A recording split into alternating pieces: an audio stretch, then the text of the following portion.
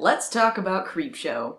Okay, if we're going to talk about Creepshow 3, we've got to discuss the first two. Creepshow 1 and 2 are anthology horror films released in the 80s and created by George Romero and Stephen King. They feature a handful of unrelated stories and an animated segment to bookend them. Basically, if you like Tales from the Crypt, these movies are the exact same thing, especially the second one, which prominently features Tom Savini as the Creep. In that same vein, the stories and the cinematography are all meant to mimic the EC and DC horror comics from the 50s, which included Tales from the Crypt. And these things are shot so well. The movies are deliberately filmed to look like a comic page on screen, so even in the weaker stories, it's never boring to look at. Gotta love those deep reds and blues. And with the legendary Tom Savini doing effects, George Romero and cinematographer Michael Gornick directing, and based on stories by Stephen King, including one that stars King himself, you'd better believe these flicks have horror chops. You've got zombies, crazy meteors that'll turn you into a weed, sentient Native American statues, and a hitchhiker that just won't take death for an answer. Also a killer trash bag. These are movies that are a product of the 80s, but paying homage to the spooky stories of the 50s. Both humorous and scary, a blend that's become a classic for many horror fans. And Creepshow 3? Yeah, it's got none of that. Creepshow 2 was released in 1987. Creepshow 3 was released in 2007. I think you probably have a good idea now what you're in store for. Okay, so Taurus Entertainment, who you might remember as the masterminds behind another unnecessary decades-apart sequel, Day of the Dead 2: Contagium, had the rights to Creepshow and decided to cash in on the name. However, this film has no involvement from George Romero, Stephen King, nor anyone involved in the first two movies. It's not meant to imitate 50s horror comics, isn't based on Stephen King stories, is shot about as stylistically as an Amish home movie, and basically has nothing to do with Creepshow in any way, shape, or form. And it is, no joke, the worst anthology I have ever seen. I mean, forget that it's even called Creepshow, it's just bad by any standard. If this had been called Tales from the Bland Side, I'd still say it's the worst anthology ever. Look at this, just look at this. That's in the real movie! I mean, I expected bad, but I did not expect the bar to be set so low so quickly. Anyone on Newgrounds could do better than that. Hell, the janky animations of my cat look better than that. I mean, watching the animated segments in the first two Creepshows and then looking at this, there's just no comparison. I don't even particularly like the style of animation they used in the first two, but it's miles above and beyond whatever this is. Good Lord Almighty, I hope the middle schooler they got to do this was at least paid well. It doesn't even bookend the movie or have a running story to it. It's just a kid kills a dog and makes hot dogs out of it. And that's not even an original joke. That's like a joke you hear grade schoolers tell before they learn what comedy is. And like, how did he even make the hot dogs? There seemed to be some sort of electricity involved, but I don't think that's how that works. And he still has the dog pieces behind him, so what the hell did he even use? Did he just make the one hot dog? That business isn't gonna go very far. Oh, and before that, there's a credit thing over a picture of a fortune teller. I have no idea how the fortune teller relates to anything. None of the stories involve fortune tellers or destinies or whatever. Oh look, there's hot dogs on the truck. Connection? That's about as clever as this thing gets. It's sad, I know. I cannot wait to move out of this neighborhood. I cannot wait to move out of this neighborhood. You already said that. I'm running out of stock phrases. This is Alice, and she cannot wait to move out of this neighborhood. Here's a rabbit statue for no reason other than to make an Alice in Wonderland reference. This segment has as much to do with Alice in Wonderland as this movie has to do with Creepshow. Once inside, her father tells her he picked up a universal remote from a street vendor, surmising that it must be an invention of the professor down the street. Or whatever. Oh, that professor's always inventing things that already exist. She's too skinny. She'll never find a husband. She has no ass. An ass is more important than tits. Tits are for amateurs. Damn scraggy straight! It's at this point that Alice's father messes with the settings on the universal remote, sending Alice into a void where no one but her exists for unexplained reasons. When she returns to the house, her family has become black. Because he changed the color settings! Cue the laugh track! She's too skinny. She'll never find a husband. She has no ass. That's racist. But seriously, why would changing the color settings make them do the same scene again? And why is Alice exempt from any of this? It's never explained. The dad presses the subtitles button, which makes them all Hispanic, speak Spanish, and have English subtitles. Okay, adding subtitles doesn't change the original language. They don't even know how remote controls work. Also, I have a quick question. Why is this making her melt? Seriously, through the whole thing, she goes through various degrees of melting for absolutely no reason I can figure out. If it's supposed to relate to a setting on the remote, I'm really curious as to what setting it's supposed to be. I don't recall the last time I decided to marathon some Brady Bunch and accidentally hit the nuclear heat button. And it just seems completely random as to when and how much she seems to be melted. It barely seems to relate to the universal remote plot at all. The incredible melting audience engagement continues as Alice makes her way into the professor's house, but doesn't find him home. He's getting married? That's fucked up. Your hand has Johnny Tremained itself! She then decides to eat his food when a delivery guy shows up. But uh-oh, she ate too much cake and she can't talk or swallow it without a drink. I know how that goes. Okay.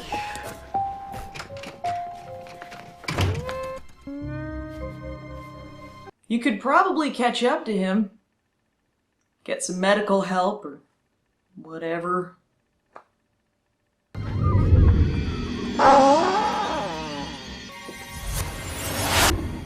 What button was that, huh? The teleporter button? Work, damn it!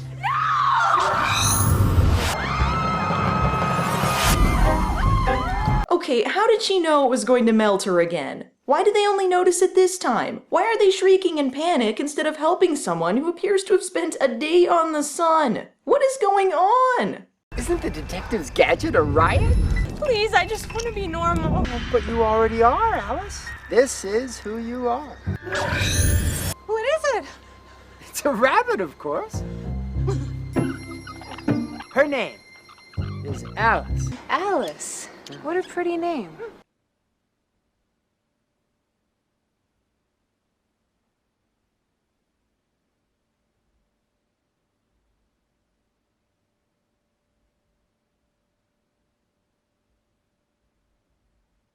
What about any of that made any sense?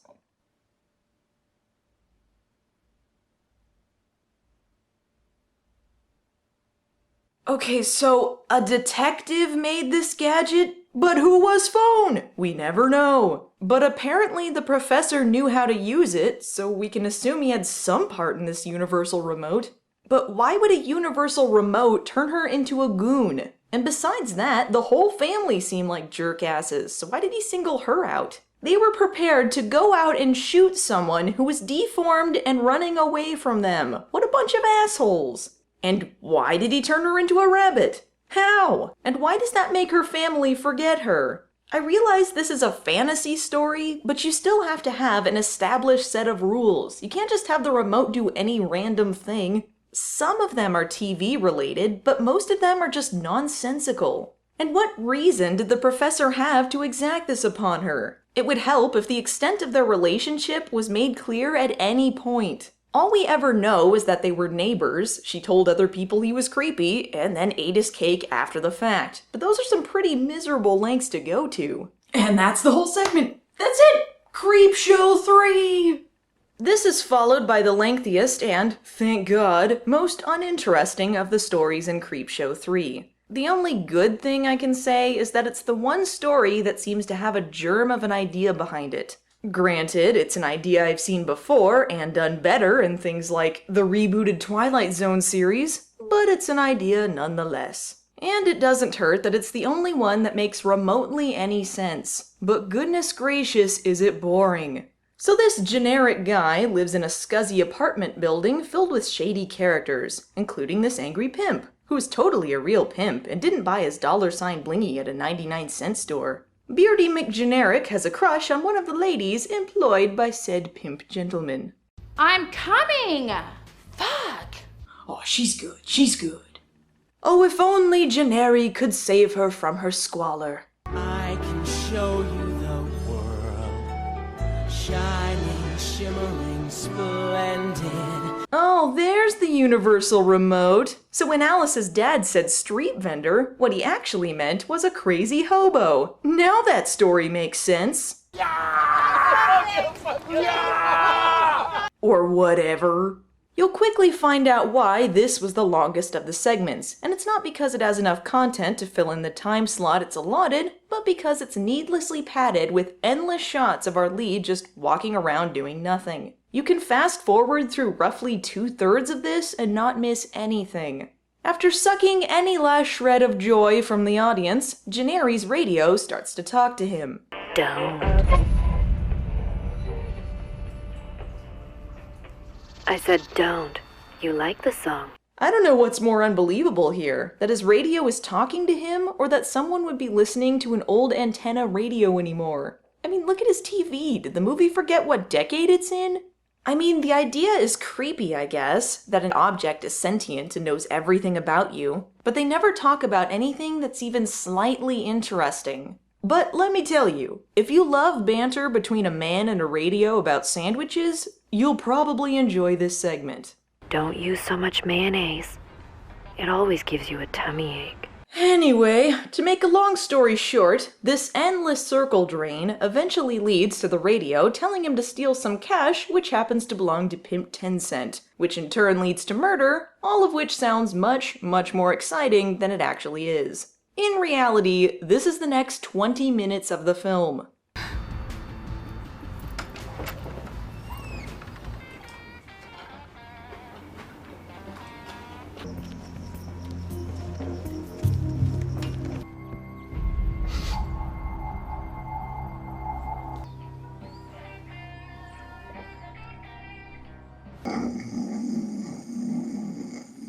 Creepy Lane, really cute. Wait, what the hell? Canada or Mexico? Pretty broad fucking sign, don't you think? One thing of note is that the film tries to connect all of the stories by having intersecting characters and locations. However, this has more to do with the fact that they only have a limited amount of sets and actors than any kind of clever storytelling. In fact, most of the connections are either pointless or confusing.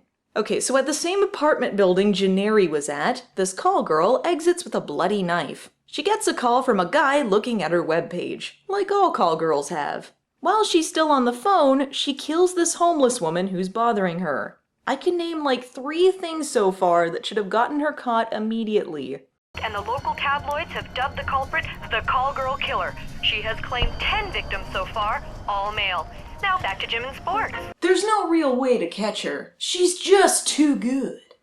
She's seriously gotten away with 10 murders like this? It's not like she's even making any attempt to hide it. But of course, she's too obvious even for the audience, which means the twist should be about as much of a surprise to you as when the Seahawks won the Super Bowl. I am so topical! When she arrives at the guy's house, she notes that he's not in any of the family pictures, which she quickly covers for by saying the family doesn't much care for him.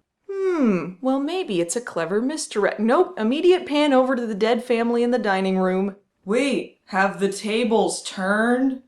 So, I guess they're going the non-surprise route here. Lucky for him, she doesn't have any peripheral vision or his plan might be spoiled. Not that we can really root for either of them. But all this means is that the next 7 minutes will be spent digging around until they pretend that the guy killing the call girl is a twist, which we already know about since they decided to show us the bodies. So what is the point of any of this? Call girl stabs nerdy guy, with no gloves, gets blood all over her, leaves fingerprints all over the scene, uses the shower and a robe, dries her hair with a towel, which I'm sure won't leave any samples behind, and oh yeah, she has a website with her name and number, which I'm sure will be on this kid's phone records once the police start investigating. So again, how has she not been caught? But then, twist of all twists, the guy is a monster, so he kills her and adds her to his body collection. Ah, clever! I will give the movie this.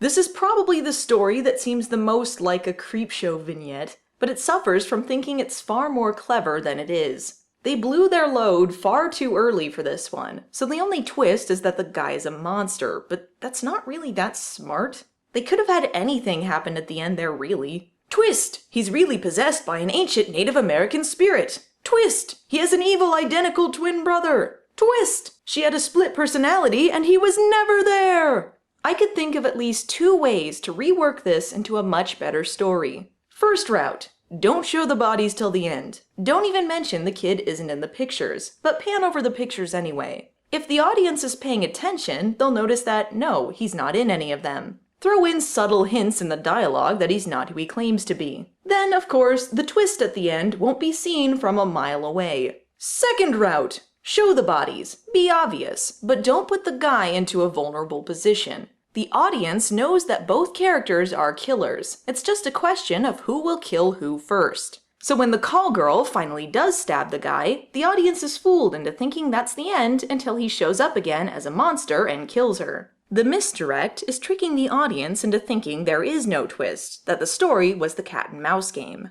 Or, whatever. So anyway, if you wanted to know more about Alice's wacky professor neighbor, you're in luck, because that's the focus of this next story. Most of that sentence wasn't sarcasm, because I'm still genuinely baffled as to what exactly happened with that remote. As established before, the professor is getting married. Church of Creeps, Creepyville, just fuck off movie. At your age, you're getting married? Everyone knows marriage has an age limit. It's in the Constitution. No one can marry if they're over 35 or gay. Alice is there, remember that? After the professor pretends using a power drill and typing on an unconnected keyboard does anything remotely science-y, 2 of his former students arrive to see him. They make special mention that these were 2 of his smartest students, and that the professor is almost done with his 20-year secret experiment. They meet his fiancée for the first time, which the music tells us is really wacky. Hello. Hi. Oh, you really have to try my pierogies. This is really stupid. The students are flabbergasted that the professor could have such a young and hot wife when they come to the conclusion that she must be the experiment he's been working on. He would joke that if you could create the perfect woman. If I could create the perfect woman, I'd make sure there was an on-off switch in there somewhere. Assuming the professor has created a perfect robot girlfriend, they decide to question her to see if there are any robot giveaways. Recalling the professor's history for practical jokes, they assume he must be pulling their leg. Try the egg sandwiches, they're delicious.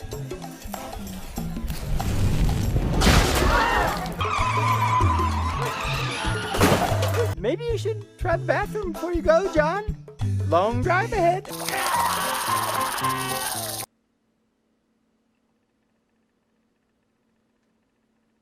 Why do all of his pranks involve attempted murder? He wants us to figure out Kathy, his new and best invention. Oh, you almost got us. They were his smartest students, were they?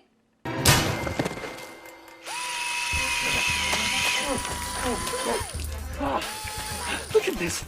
The contour and design is just absolute perfection. I haven't found the circuits yet, though. Did you find the circuits? Mail order bride.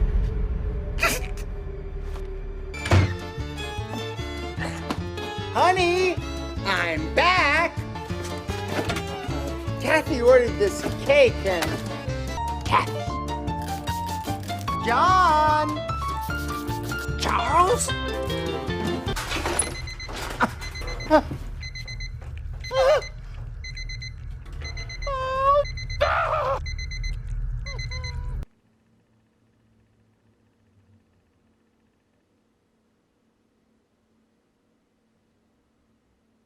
I don't have enough of a lifetime to explain everything that is wrong with this. Okay, I'm trying to follow you, movie. I'm trying, but you make it so difficult. First of all, he should already have the cake if Alice is a bunny already and we saw human Alice eating it. Secondly, Try and walk with me through this logic. These students, apparently the smartest students this genius professor ever had, assume that this woman is a robot. Therefore, they immediately take her apart? So they're just okay with destroying his 20-year experiment. And for what? To prove they got his practical joke? And the length of time it takes for them to figure out they've just murdered a woman is fucking ridiculous. Maybe, just maybe, in another movie, in another context, in another dimension, this might be construed as funny, but it's too befuddling to even comprehend. The tone is completely and utterly out of nowhere in this movie. It's trying way too hard to be funny, and it completely misses what made the first two films humorous or scary. And are you fucking kidding me with that ending? Are you fucking for real? Fucking fuck. Or, you know, whatever. Watching fresher fish in the LA River in a drought season! Oh, okay, I'm sorry. Come on, let's make up. Let me love you long time. Miso sale, miso...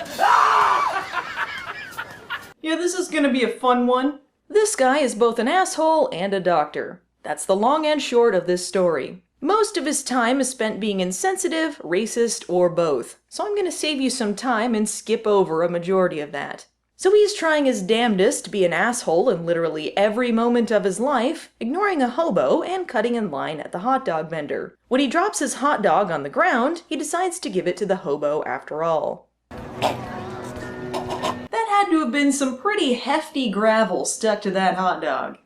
We need a doctor! We need a doctor! Asshole guy ignores them and goes on his way, indirectly leading to the hobo's death. Two things here, and this is important to note because this is the plot of this entire story. Asshole guy is not really completely at fault. First of all, dropping the hot dog? Gross, but not a contributing factor in the guy choking. Secondly, any one of these schmucks could have tried the Heimlich to help this guy out. Having a doctor nearby is irrelevant. So in reality, every single person here is at fault. That guy just happens to be a particularly huge asshole. Bonus points for the particularly dramatic hand gestures from the guy looking for a doctor, though. I guess he's enough at fault for the hobo's ghost to single him out. So between incredibly unfunny montages of him giving people prescriptions, the ghost will show up and do hot dog related things. Spooky. Those radios you traded me were a hit. Do you still have that voodoo kit? I have the voodoo kit. Did he teleport there with his remote or something? I don't know. And they're implying that he invented the killer radio from before? Why? Why does he kill people in such random ways? And what's the point of any of this? Why isn't he rich? And why is he looking for a voodoo kit? Surely if he's smart enough to create sentient radios, he could figure out how to do this non-magically? They couldn't come up with something science-y for the professor to look for instead of randomly turning to voodoo? And that's not the only random connection they throw in this time around. They also have Asshole Doctor meet with Monster Guy and a bunch of other monsters at a club. I don't know, just because. Rachel. She has a business card too? There's no story to this one. Just nothing. I mean, I know I complained about the radio segment, but at least it had a beginning, middle, and end. It was leading somewhere. This is just endless scenes of this guy being a horrible doctor and then maybe a ghost throws up a hot dog at him. Here's a guy rubbing a water bottle on his ass for some reason. Asshole guy sees the ghost again, gets hit by a car, and eventually dies. Hope that was worth it! And as the bonus follow-up, the professor has resurrected his amnesiac fiancée through voodoo and married her.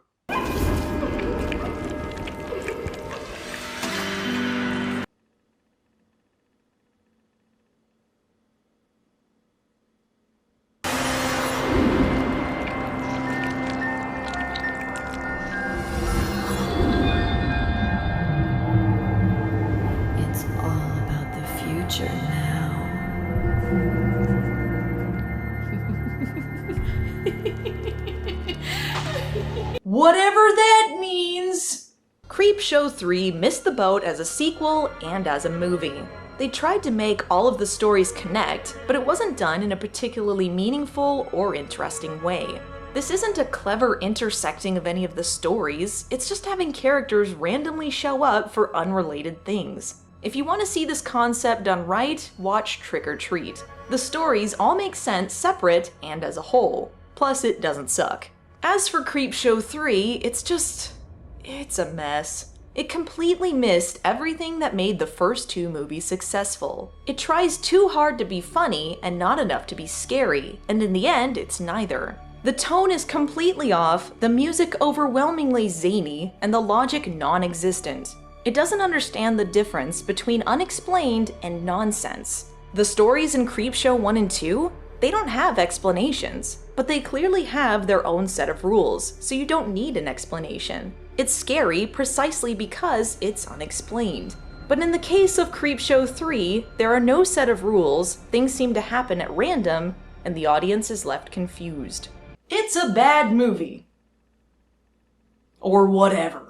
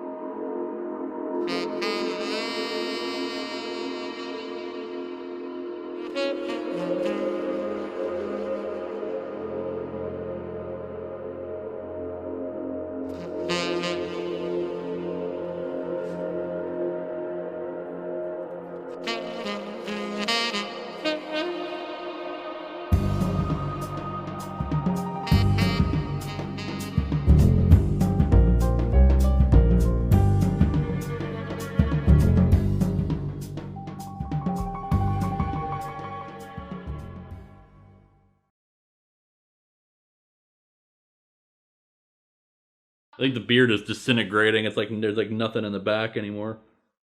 Fat grandma, here from the club.